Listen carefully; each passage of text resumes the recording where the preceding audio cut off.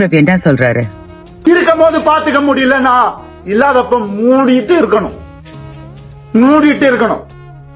உண்மைதானுங்க. இருக்கிறப்ப பார்க்க முடியலன்னா போன பிறகு, ஏன்னா நிறைய பேர்த்துக்கு என்னன்னாங்க, இருக்கிறப்ப அலட்சியம். நம்மள விட்டுட்டு எங்க போயிட போறாங்க, என்ன பண்ணிட போறாங்க. காதலிக்கிறவங்களுக்கு மட்டும் கிடையாது, கணவன் மனைவிகளுக்கு மட்டும் கிடையாது, வாழ்க்கையில எந்த உறவா இருந்தாலுமே நம்ம மதிக்க கத்துக்கொள்ளணும். அவங்களுடைய வேல்யூ தெரியாமையாங்க நம்ம அவங்க லைஃபுக்குள்ள போயிருந்திருப்போம். அவங்கள பத்தி எல்லாம் தெரிஞ்சு புரிஞ்சு பழகுனதுக்கு அப்புறம் தானே ஒரு உறவாவே நம்ம எடுத்திருந்திருப்போம்.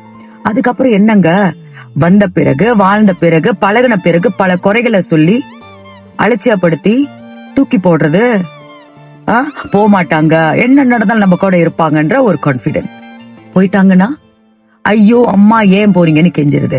இங்க பாருங்க, எல்லா மனிதர்களுக்குமே மனசுல ஒரு எல்லைன்னு ஒண்ணு இருக்கும். ஒரு அளவு தாங்க, அளவுக்கு மீறி தாங்க முடியும்னு தூக்கி போட்டு போயிருவாங்க, அது யாரா இருந்தாலுமே. அதனாலங்க அலட்சியப்படுத்தாதீங்க, ஒரு மனுஷனை வேதனைப்படுத்தாதீங்க. அடுத்தவங்களுக்கு ஒரு விஷயத்த குடுக்கறதுக்கு முன்ன நம்ம அந்த இடத்துல இருந்தா எப்படி இருக்கும்னு உங்களை அந்த இடத்துல வச்சு யோசிச்சு பாருங்க. அப்பதாங்க தெரியும் வலினா என்னன்னு சொல்லிட்டு. இன்னைக்கு நிறைய பேரு இந்த மாதிரி வேதனைப்பட்டுக்கிட்டு இருக்காங்க. நம்ம கூட இருக்கிறப்பவே அப்ரிஷியேட் பண்ணிக்கோங்க, போன பிறகு வருந்தாதீங்க.